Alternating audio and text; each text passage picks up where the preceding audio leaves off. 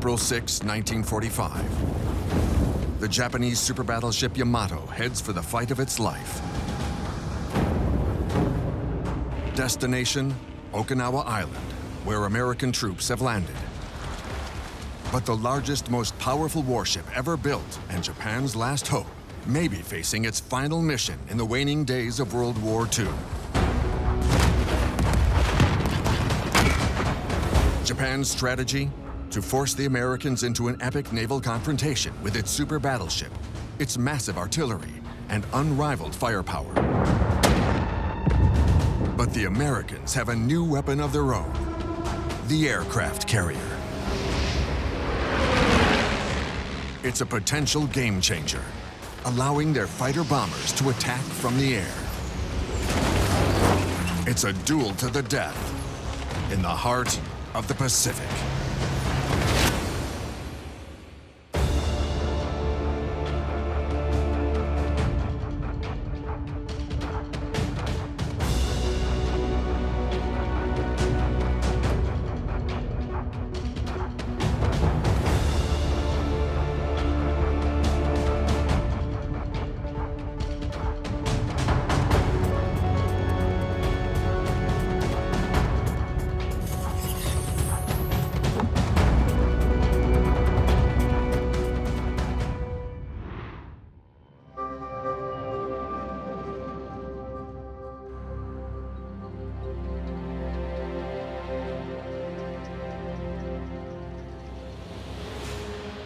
The epic of the super battleships begins in October 1935. Japanese engineers have begun building an enormous new vessel. It will have no weight or size limits, and it will have an asymmetrical look. Their goal is to build warships with weaponry surpassing that of any other nation. Ships whose size will be unmatched for years to come. The prototype will be called Yamato. The production facilities behind me were the Kure Naval Arsenal in those days. Its dockyard saw the birth of battleship Yamato. Her keel was laid in 1937, and the ship was completed in 1941. Yamato was the heaviest battleship in the world. Back then, the total construction expenses amounted to 130 million yen. That would be over 1 trillion yen, $8 billion in today's prices. The Japanese assume that an industrial power like the United States might have the means to build a larger fleet than their own, but nothing with the kind of firepower that would top their own super battleships. Naval victories like the one at Tsushima in 1905 against the Russians prompted them to devise what they thought was a foolproof plan, forcing the entire American fleet into an unwinnable naval battle with Yamato and her sister ship, Musashi. Crushing the U.S. would mean dominating the Pacific.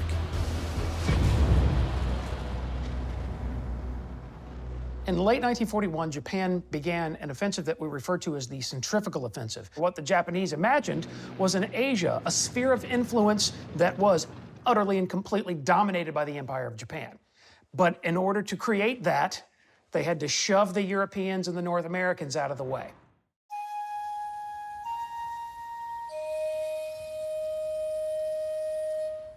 The name Yamato comes from an ancient Japanese word meaning perfect harmony. From start to finish, the ship's construction is shrouded in secrecy. High fences surround the shipyard. Engineers are forbidden from discussing their work with anyone, even family. And workers are carefully monitored as they come and go from the site at Kure. These measures will keep this extraordinary construction project fully under wraps. Yamato weighs more than 72,000 tons in combat order, 20,000 more than the German battleship Bismarck. It's 263 meters long and almost 40 wide. Its draft is nearly 11 meters, the height of a 5-story building. Its main belt armor is 270 to 410 millimeters thick. The gun turret armor between 190 and 650 millimeters thick. The command post 300 to 500 millimeters. 4 steam turbines and 12 Campan boilers produce 150,000 horsepower and propel it to a maximum speed of 27 knots. And it can hold 7 reconnaissance seaplanes.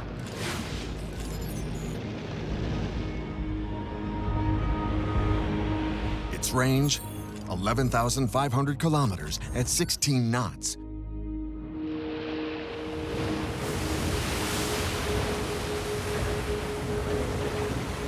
When they were launched in 1940, Yamato and her sister ship Musashi were unrivaled. America's heaviest battleships at the time, the South Dakota class, were only half their weight at 35,000 tons combat ready. In early 1943, the Navy launches Iowa, the first battleship of its class. Though it's still 20,000 tons lighter than the Japanese giants and less heavily armed. Yamato's primary armament? 9 Type 94 460mm guns, mounted in 3 triple turrets. The ship's secondary armament? 12 Type 3 150mm guns, mounted in 4 triple turrets. For anti-aircraft defense, the ship is armed with 12 Type 89 127mm guns in 6 double turrets. And finally, 50 Type 96 25mm guns.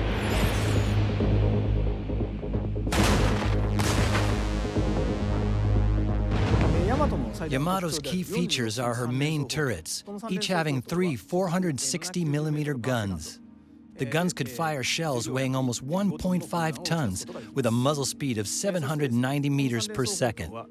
A gun turret, including the barbette, weighed 3,000 tons. It could contain over 150 men. Better yet, Yamato's main batteries function with a fire control system. Its 2 electromechanical calculators, forerunners of the computer, gauge a target's speed and direction and provide a quick and accurate firing solution. During World War II, the 2 Yamato-class ships are also equipped with radar for surveillance and detection of surface targets.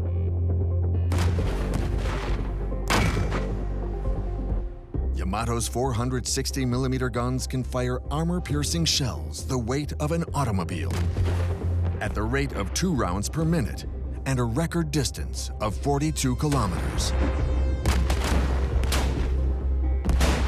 Which means that Yamato can fire off 9 to 13 tons of ammunition in a single minute of combat.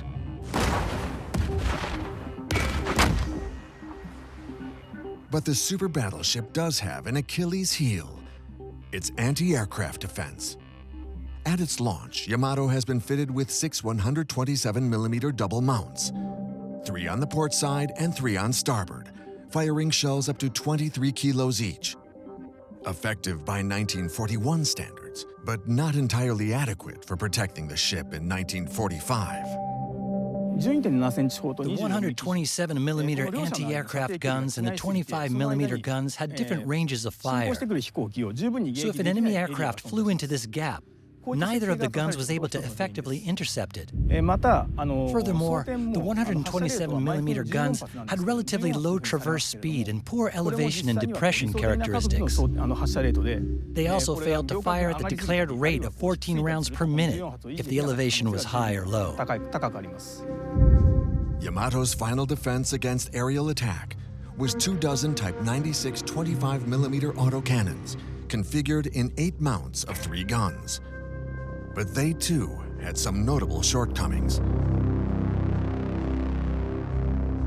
The firing rate of the Type 96 was slow, at just 130 rounds per minute, limiting its volume of fire. and its 15-round magazines required continuous reloading by ammunition handlers, whereas the Allies had Swiss-made Oerlikon 20mm guns that fired 250 to 350 rounds per minute. In addition, Yamato's Type 96 mounts were incapable of sufficient elevation and notorious for failing to traverse and track targets swiftly enough. Unfortunate weaknesses in the ship's air defense by 1945, when the sky was filled with U.S. Navy warplanes. The Japanese commissioned Yamato and Musashi, the super battleships, and they commissioned them with a critical weakness in terms of anti-aircraft armament. And there's a reason for that. They were weapons of war that were created in a bygone era, because Yamato was born in the time period before high-performance aircraft existed. So when those ships were born, they were born into this era of biplanes. What the Japanese didn't really imagine was a future in which torpedo bombing aircraft would roar in at almost 300 miles an hour at an altitude of 3,000 or 4,000 feet, releasing torpedoes that could destroy a ship. That was a reality that might have been the subject of a fantasy novel circa 1935. But Yamato looked impenetrable. Its belt armor was 100 millimeters thicker than that of the battleship Iowa, its American adversary. Armor plating, covering almost half the ship, transformed it into a fortress, topped by a heavily fortified command post. And the ship boasted the most powerful weaponry of any warship from World War II. The breech-loading rifles this ship mounted as its primary armament were the largest weapons being used by any ship on planet Earth at the time. Those ships that were conceived in the pre-war time period, when there was a thought to this idea that massive battleships were still the primary weapon of naval warfare. Japan could only afford one type of war, and that was quick and clean. The war that they could not possibly win in a million years was the protracted war of attrition, and that is exactly what the American nation gave them. Initially, Japan planned to build a total of 4 Yamato-class ships. However, the Pacific War began, and after completing the second ship, Musashi, Japan stopped building the third ship, Shinano, and never started the fourth one. Eventually, Shinano was converted to an aircraft carrier. Commissioned in December 1941, Yamato is Admiral Yamamoto's flagship during the Battle of Midway in June 1942. As the commander-in-chief of the Japanese Imperial Navy Combined Fleet, he masterminded the attack on Pearl Harbor. The Battle of Midway was the most significant moment for the United States Navy during the Second World War. What the Japanese didn't think would happen is that the United States of America is ready to fight, and ready to fight back, and fight all the way to the end of the line, all the way to a final decisive defeat of the Empire of Japan. They expected that they might see a patrol plane kind of snooping off in the distance. Okay, we've been spotted, that's not a big deal, we're ready for this. We're bringing greater numbers to this battle. We're going to outnumber the Americans. And instead, as the day unfolds, they're not outnumbering us. They're finding that we're throwing numbers into this game, and that is definitely not what Japan thought we were going to do. So in absolutely every way, the Battle of Midway marks the decisive turning point of the war in the Pacific. The Japanese planned 2 simultaneous attacks, one on the Aleutian Islands and one against Midway. The goal? To force the Navy into the pivotal battle they're convinced the Americans will lose.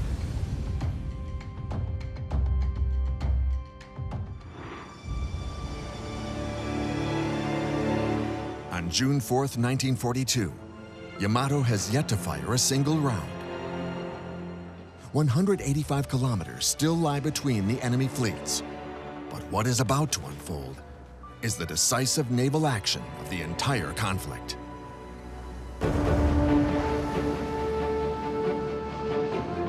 At 5 a.m., an American reconnaissance aircraft spots the enemy fleet. 2 hours into the Battle of Midway, U.S. torpedo bombers from the aircraft carrier Hornet are the first to reach their target.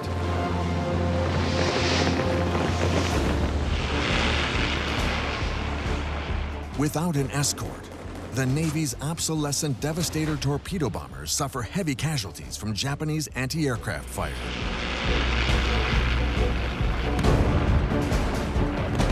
But they divert enemy fighters, clearing the way for the next airstrike, especially from the Navy's SBD Dauntless dive bombers. The aircraft rain fire on the Japanese task force.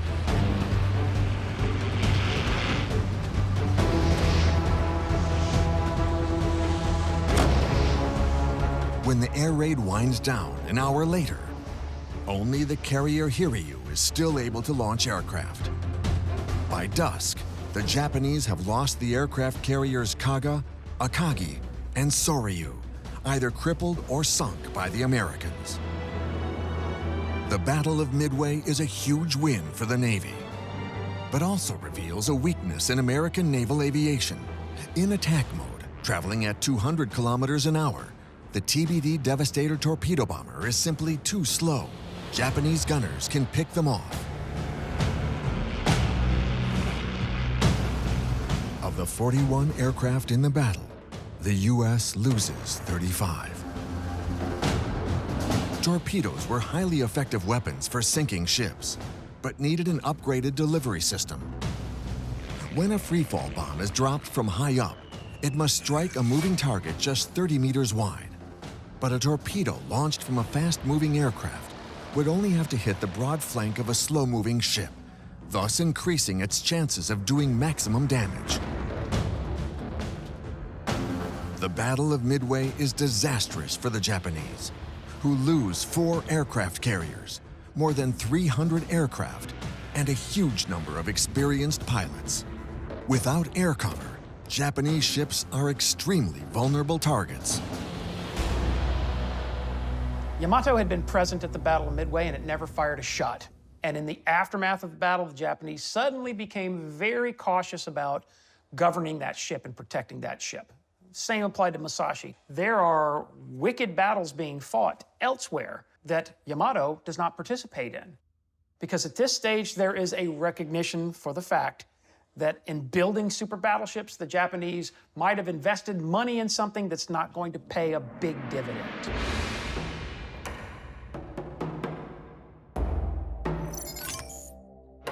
On August 17, 1942, Yamato sets off for Truk Lagoon.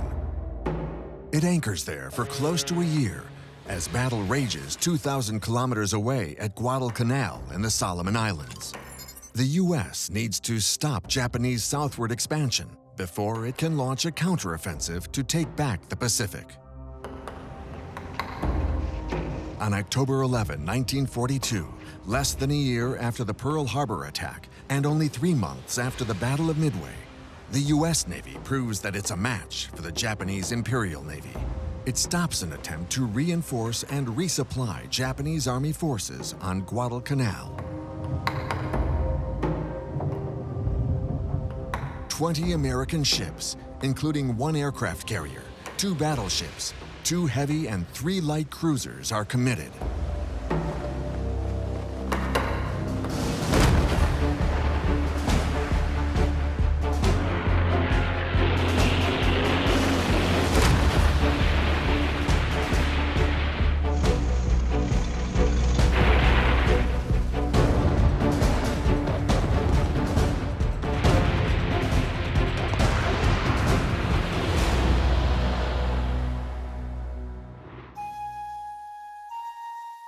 As fighting continues across Guadalcanal, Yamato is still sitting out the war at Truk Lagoon. American bombardments disrupt critical supply lines of fuel oil, crippling the super battleship, which burns 60 tons an hour at sea. And without any ammunition for bombardment of shore positions, the ship won't see action again until May 1943.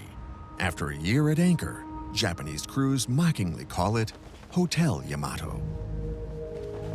Japanese sailors would ultimately grow a little disillusioned, especially about Yamato.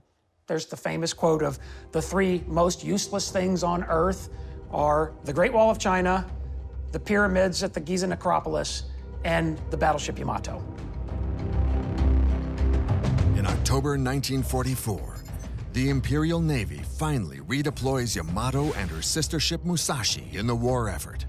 During the Battle of Leyte Gulf in the Philippine Sea, the invincibility of Japan's super battleships against air power is put to the test.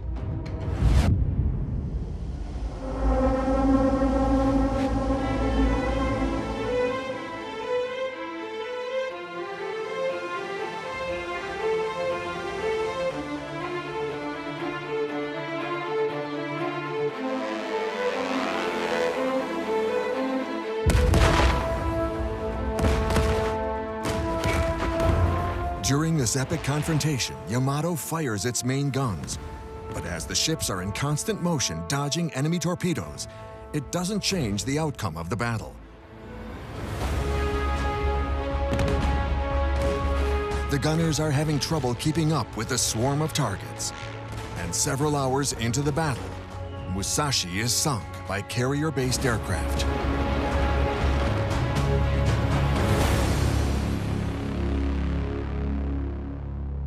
Tsukada Yoshiaki was an anti-aircraft gunner aboard Musashi.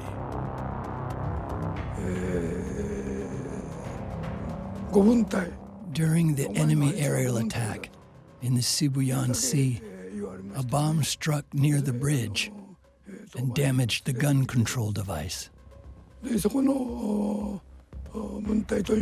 Shortly after, a torpedo struck near the starboard side, right under my nose. I would assume this damage also cut off the auxiliary signal circuits. As a result, not a single command could be relayed to anti-aircraft guns, where they had to be manually controlled individually.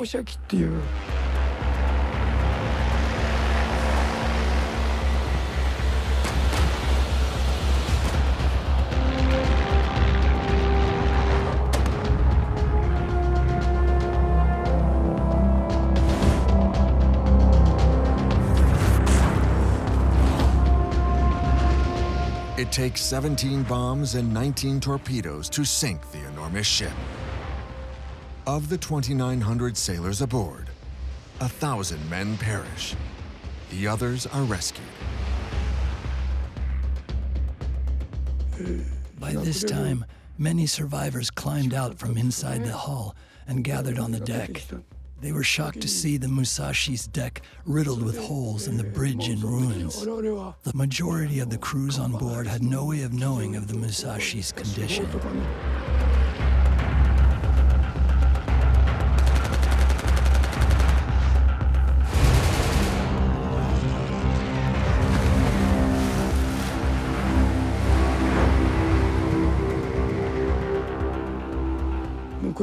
My senior officer, carrying a frightened young soldier, was the first to take the jump. Everyone else followed his lead.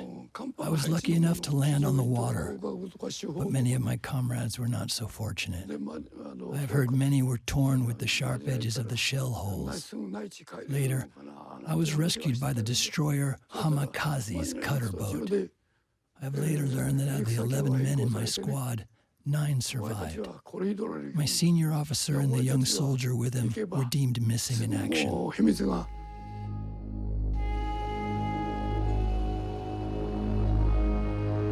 The Musashi wreckage was found in 2015 by the late billionaire Paul Allen's research team, 1,000 meters deep off the Philippine coast.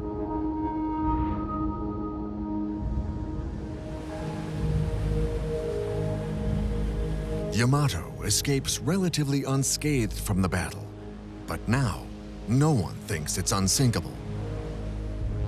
Pressing their advantage, the Americans lean further into their winning strategy. Dominate the seas by commanding the skies. The backbone of the Navy's strength will be a new class of aircraft carrier. USS Essex, launched in July 1942, is the first of the legendary series, followed by USS Yorktown in 1943. The United States jumped on board the arms race, and we begin building longer, heavier, wider aircraft carriers in response. With the Essex-class carriers, though, we sought to establish the perfect class of aircraft carriers designed from the bottom up to fight in that role. There were, in other words, a number of technical innovations that would make the Essex-class carriers a generation evolved and therefore better than their predecessors. Yorktown is 266 meters long and 45 wide. Its hull 25 meters, or 8 stories high. Weight 36,000 tons. Draft 8.4 meters. Powered by 8 boilers and 4 Westinghouse steam turbines, with a capacity of 150,000 horsepower and maximum speed of 33 knots, or 61 kilometers per hour. Its anti-aircraft armament consists of 4 127mm double guns, 17 quadruple 40mm guns, and 51 Oerlikon Mk4 20mm guns. Its armor plating is impressive, 64 to 102 millimeters in belt armor, 37 millimeters for the cockpit. The ship's air group consists of around 100 aircraft, F-6F Hellcats, SB-2C Helldivers, and TBM Avengers.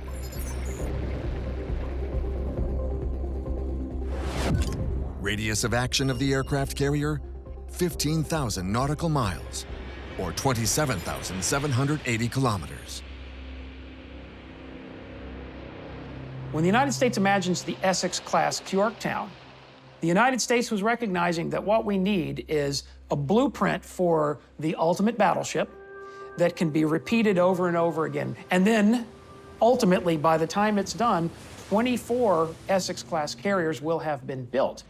And the fact that so many of them get made during such a short period of time is really an accomplishment of not just engineering, but also mass production. And in many ways, the United States is the only country that can pull that off.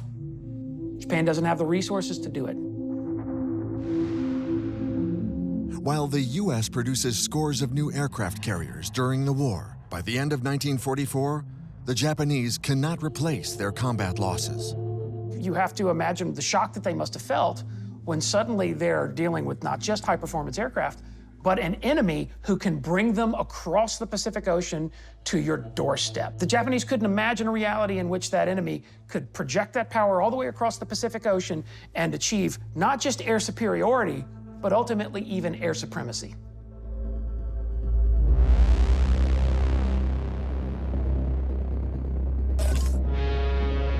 Yamato returns to Kure on November 23, 1944, to refit in dry dock.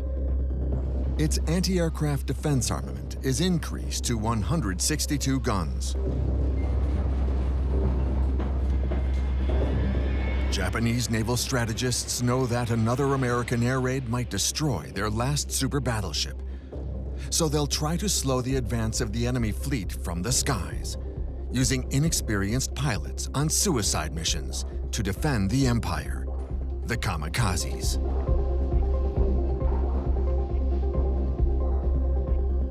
Kamikaze means divine wind. And in this continuum of time, this race against time, the Japanese realized the best weapon we have at our disposal is the determined pilot who can crash an aircraft into a ship and sink it. This illustrates here, just in the example of Yamato, how much things had changed from 1935 to 1945.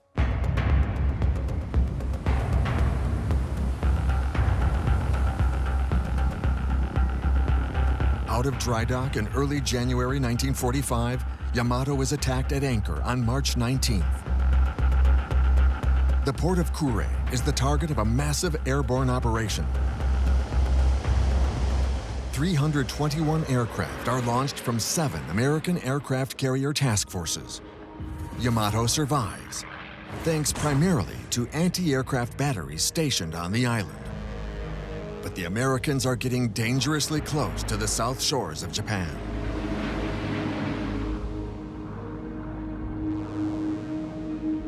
In February 1945, the Marines land at Iwo Jima, and on April 1st, Army and Marine divisions begin landing on Okinawa, only 550 kilometers from Kyushu. Possession of the island would allow the Americans to cut off the supply route between Japan and Southeast China.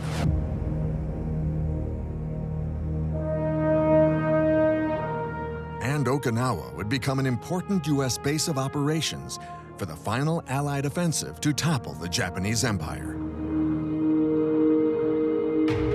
The greatest amphibious assault of the Pacific War begins that day, April 1st, 1945. 330 warships and over 1,000 Allied transport ships are mobilized, even more than had fought at Operation Overlord in Normandy the previous year.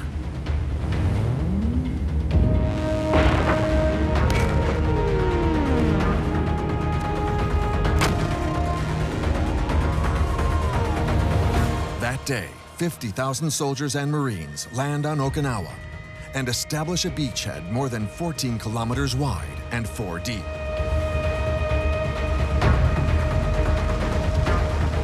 But the Japanese resist for weeks, with suicide motorboats and kamikazes.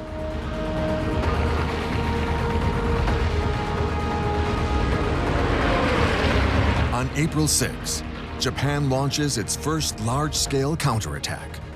400 kamikaze pilots take off from airfields on Kyushu. Their sole mission: crashing their planes loaded with explosives into the decks of enemy ships. The Japanese didn't think it was all over. So for the Japanese, sending that warship down to Okinawa to beach itself and contribute fire, it's cold calculation. And they were having to confront a lot of cold numbers, which is why they began the incredibly successful Kamikaze program.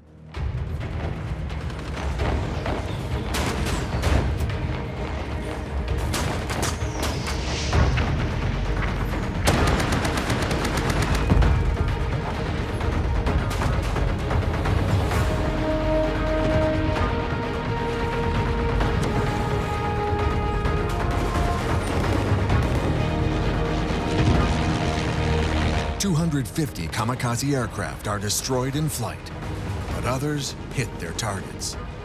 Among them, the carrier USS Hancock. But is it enough to stop the U.S. Navy?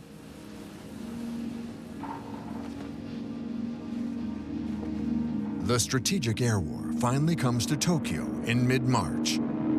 American B-29s raised 16 square kilometers of the capital, killing 100,000 people.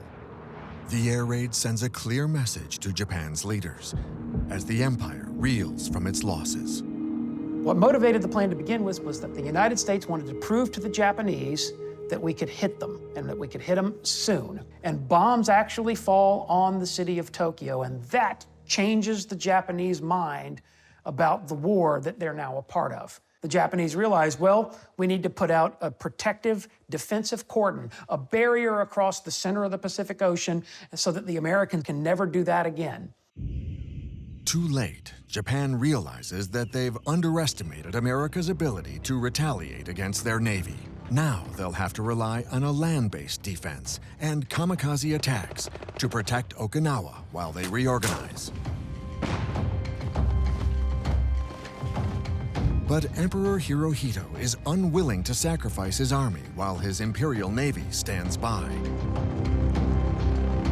He orders them into battle in Operation Tengo, a small naval task force spearheaded by Yamato. It's a desperate measure, sealing the fate of one of history's greatest battleships.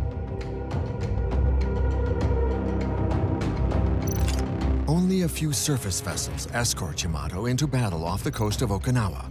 This mission, to attack the enemy fleet, inflict as much damage as possible, and beach Yamato. Yamato and any surviving ships will then serve as artillery platforms until they're obliterated.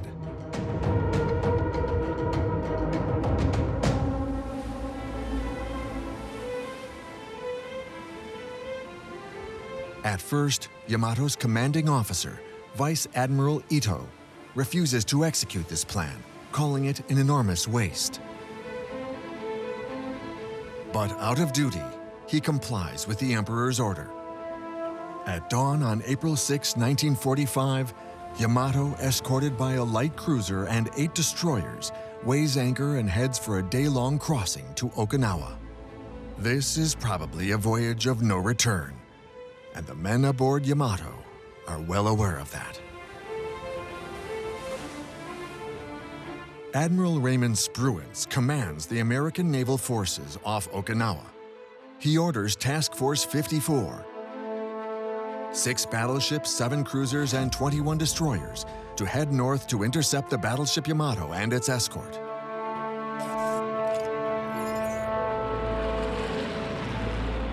Meanwhile, acting on loose orders, Vice Admiral Mark Mitcher, a pioneer in naval aviation, seizes the opportunity to get there first. He's commander of Task Force 58 and its 11 aircraft carriers, including Essex and Yorktown II. Admiral Spruance is convinced that the opportunity to engage Yamato in a classic naval battle will be his.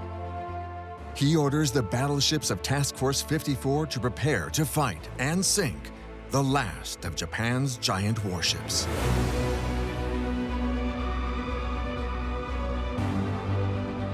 But Mitcher has other ideas. This is the perfect opportunity for him to prove that his aircraft carriers, with their formidable firepower, are superior to Admiral Spruance's battleships. What better proof than to have his air groups destroy the symbol of Japanese naval power? In early 1943, the Navy's Dauntless and F-4F Wildcat were being phased out. Essex-class aircraft carriers were the first to fly the new Avenger torpedo bombers.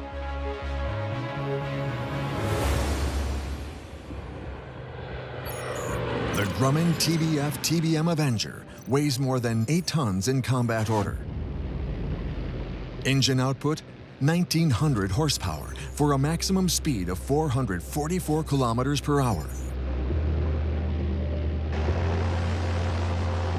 Armament, 2 12.7mm machine guns fore, 1 M2 Browning 12.7mm machine gun aft, and 1 Browning 30 caliber machine gun.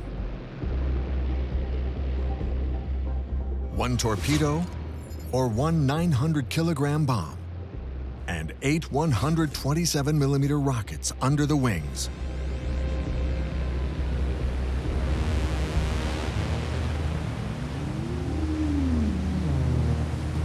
April 7, 1945, at 10 a.m., the first wave of 132 fighters, 50 dive bombers, and 98 torpedo bombers takes off.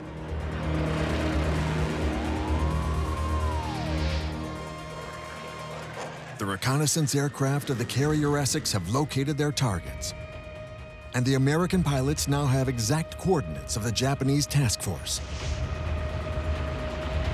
But they're still 450 kilometers away. More than 200 aircraft take part in the action.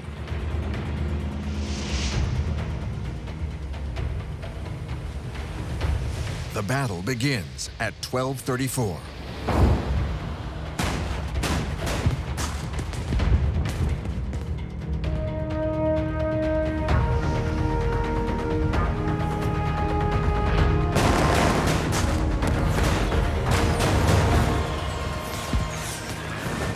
Seven minutes later, 2 bombs hit Yamato, followed almost immediately by 2 more.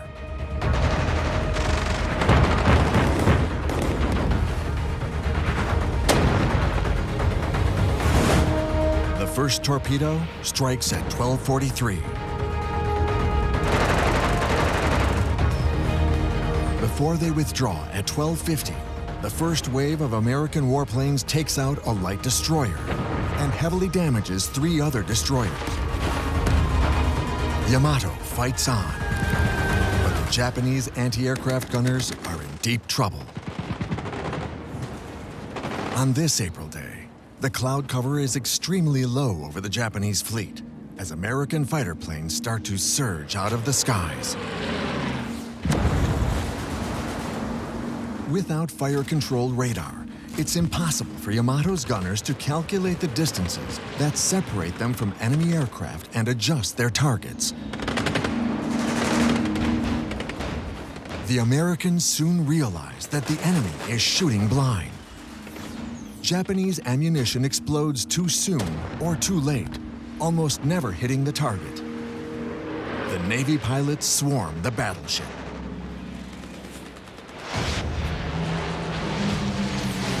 As pilots search for breaks in the clouds, the risk of mid-air collision is far greater than being taken out by the enemy.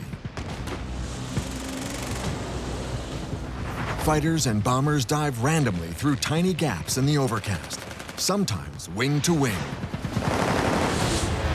If they lose sight of their targets, they must course correct last minute when visibility is re-established. The radio waves erupt in a frenzy of calls with target coordinates, distress calls, and elated cheers when the bombs explode. It's a total free-for-all.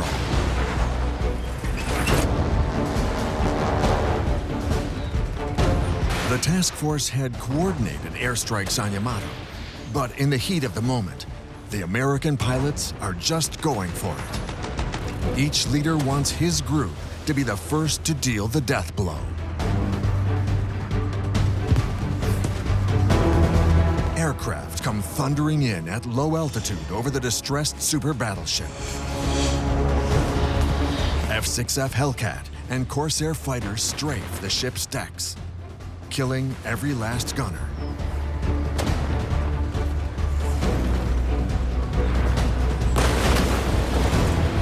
Plunging from directly over Yamato, Curtiss Helldivers drop their loads and pull out before the Japanese can aim and fire.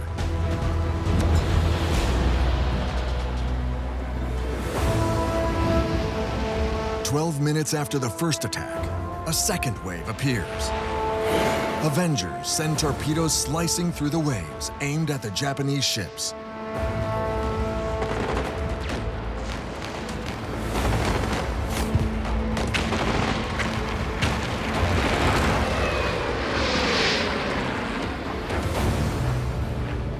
"20 are launched at Yamato. 4 hit their mark.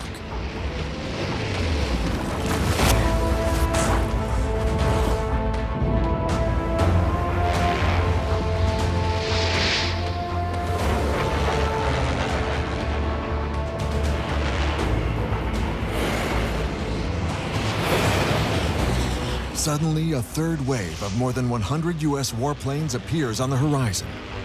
Among them, a group from the aircraft carrier Yorktown.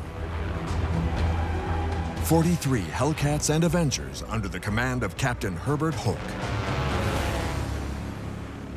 The first bombs strike the ship around 12:37 p.m. on Saturday, April 7th.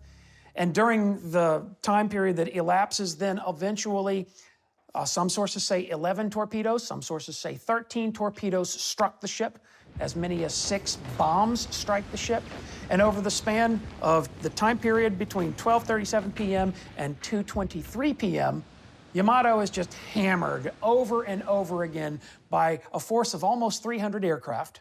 And the fact that that ship survived as long as it did under that kind of punishment is a tribute to how well designed it was.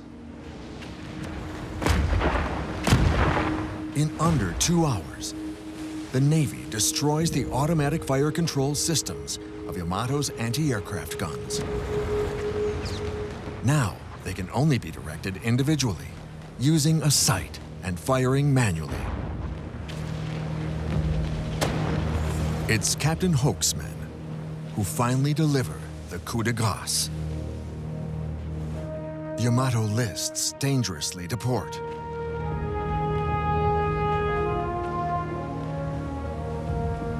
In order to counterbalance and correct that heavy list, something that you have to do to prevent capsizing, Rear Admiral Arriga ordered the flooding, the counter-flooding of the engine compartment. And he knows that in ordering this done, that it will right the list and prevent the ship from capsizing. But he also knows that the timing was such that he couldn't delay to allow the engine room crew to escape from the compartment. And he had to do it, and he had to do it immediately. And these are the the hard, lonesome decisions that commanders have to make in battle. And in ordering that, he saved the ship. He made it possible for the ship to live, what, another hour? But in issuing that order, he also condemned over 300 men to die trapped behind watertight compartments from which they could not escape. For 30 minutes, Yamato stabilizes, but then at 2:05 begins to capsize.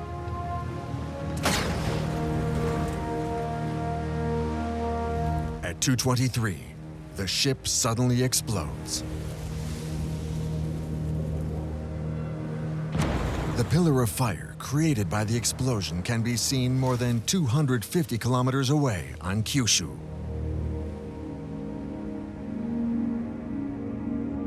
A mushroom cloud of smoke, almost 6,000 meters high, rises over the battleship that's sinking into the East China Sea.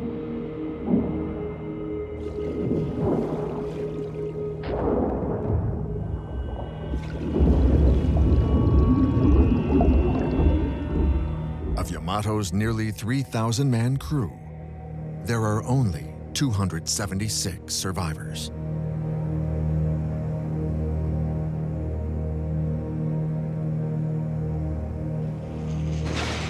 Over the course of the fight, the Americans lose 10 aircraft, 4 Helldivers, 3 Avengers, 3 Hellcats.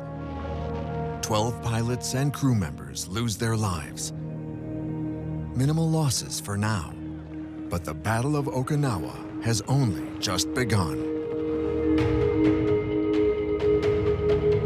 While Yamato is in its death throes, Japanese aircraft attack the American fleet at Okinawa.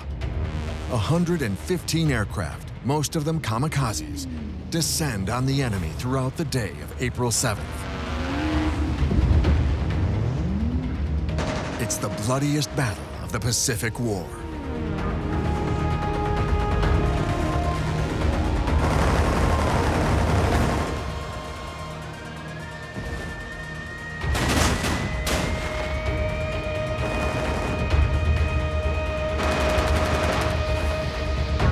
Kamikaze pilots hit the aircraft carrier Hancock, the battleship Maryland, and the destroyer Bennett.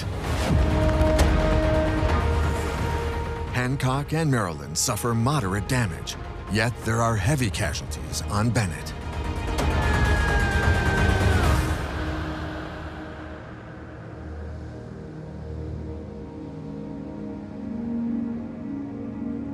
But in this last major battle of World War II, it's a day of staggering loss for Japan. The Americans add 100 more enemy aircraft and their pilots to their scoreboard. Among those who choose to go down with Yamato is Vice Admiral Ito, the commander who had predicted that this risky mission would lead to nothing but needless sacrifice.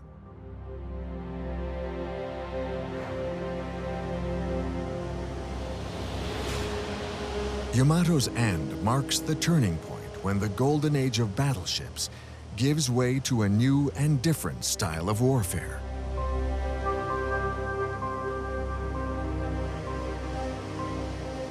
At the same time that the United States imagines the perfect category of aircraft carrier, what's Japan doing?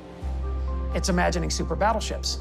And right there, you identify two dramatically opposed ideas of what modern naval warfare will be. They thought that the big gun solves all problems. And it didn't hurt at all, too, that big, beautiful battleships also promoted morale and prestige. They looked good, not just in terms of the grit and bravery of doing something like that, but also the technical skill it takes to design something like that. And the reality was that battleship is no longer the god of naval warfare. It's the aircraft carrier.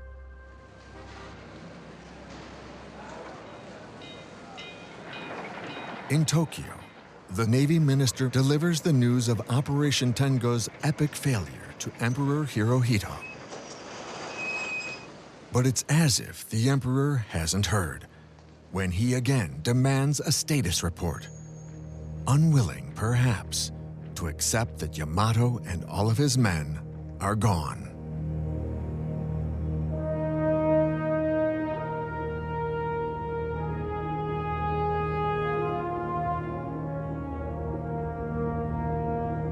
The super battleship Yamato still lies deep on the ocean floor. When it was lost that fateful day in 1945, the Japanese Imperial Navy vanished with it.